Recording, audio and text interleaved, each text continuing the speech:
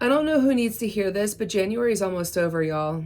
Fuck January. Like, seriously, this month has been fucking hard. It's been brutal, emotional, dismantling. There's nothing to me that's been empowering, I would say. Um, Disheartening. Just a few words to to make it there, right? I will say this though, is that when you're shown all of these really like harsh lessons and when you're made to feel this way, you're like, when does this end? And if you're like in a really healthy, like therapeutically healthy place, you're like, this is a chapter. I'm going to take this to do self-care or meditate or like take, love on myself, whatever it is. But this has been a really hard month, and like congrats to those who made it through because it's been fucking brutal. That said, this weekend has some interesting energy that I want you to pay attention to because it's going to be dragging on for a little bit. So I know that, I did the reading. Full moon in Cancer was in opposition to Mars going into retrograde, and you're going to be sitting in a really uncomfortable energy because Mars is about confrontation and conflict and like big life lessons that teach you how to communicate, specifically from a place of passion and drive, right?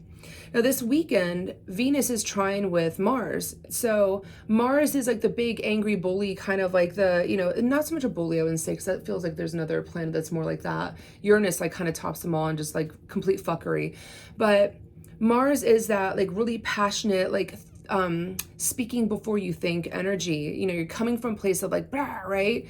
And Venus is the lover girl of the solar system. And she's like, like, it's okay, baby. Like, it's going to be fine, right?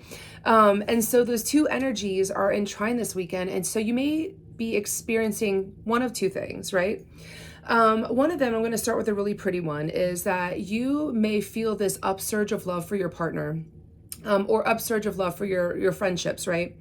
But specifically around romantic relationship, you may be like really looking at your partner with hearts in your eyes, or you may be taking it to another level, whether you guys are committed or whether you get married or engaged or decide to have a family. Whatever it is, it's about you elevating your love expression in that way. And so this is the perfect weekend for that. And so you may be feeling like a little bit more attached to your partner.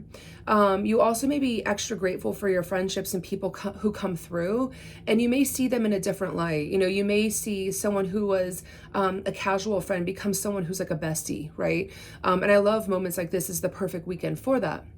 Now, on the flip side, you may be confronted with some really uncomfortable life lessons right now. Now, with this Mars in retrograde, Venus coming in is to kind of like soothe and create a balm so that some situations can come to light. And what I'm seeing a lot of in the form of is a lot of friendships who are going through struggles right now.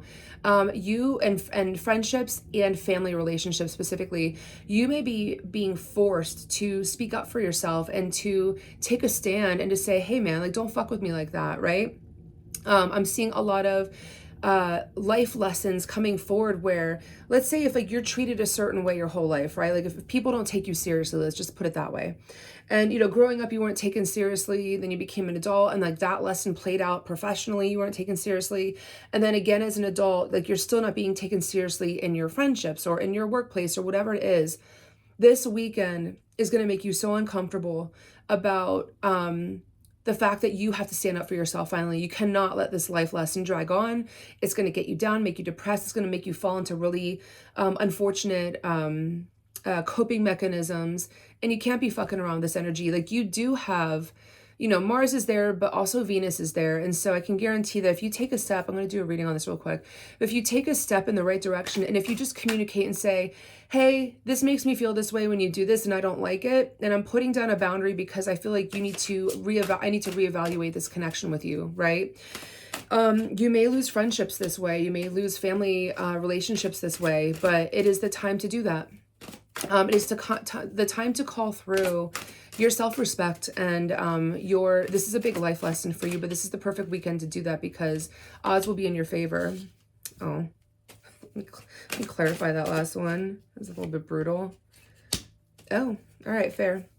So The first card is Wheel of Fortune. Wheel of Fortune is turning lack to abundance, right? It's about, and I would say with this energy here, it's more about like the kind of unfortunate, like the kind of like naughtier, harsher life lesson that you're learning is, it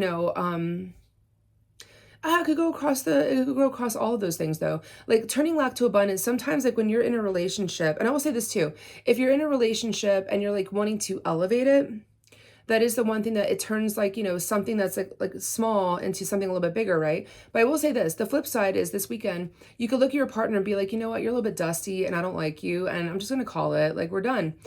What you're doing is you're choosing yourself in that connection more so than the person. That's also the flip of this Mars and Venus trine, is you making the right decision in the name of love, right? And that's what you'd be doing with this card, Wheel of Fortune, is turning something that wasn't a situation for you into abundance for yourself. Now, the challenge is the Hermit. And we are in 2025 is the year of the Hermit, right?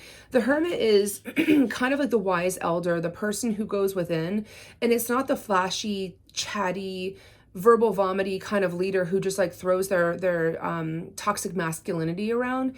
This is a wise elder devoid of sexuality, gender, specifically not sexuality, but gender, devoid of gender, who just like knows, holds on, is not a gatekeeper to that wisdom. But like, I feel like the challenge is going to be deep down, like, that you have to learn this lesson. Now the outcome, get ready for it, is Five of Swords. And this is like a little spider in my deck, but the Five of Swords means that like, it's almost like, be done with the battle, like let the battle go, right? It's like stick the final sword in the ground and just be fucking done with it, right? And the outcome of that, because I clarified it, is the Sun, is you finally putting out there of what you want, right? If you don't want to be treated a certain way by your friends, then fucking say it. If you don't want to be in a relationship anymore, now's the time to to grow, I don't want to say grow a set, grow a uterus, because women are stronger, but like, to come into your power and say, you know what, this isn't for me. I'm just going to not drag it out anymore. Okay. Or if you're looking at your partner, like hearts in your eyes, you're like, you know what, like, let's do this for life, babe. Like, I love you.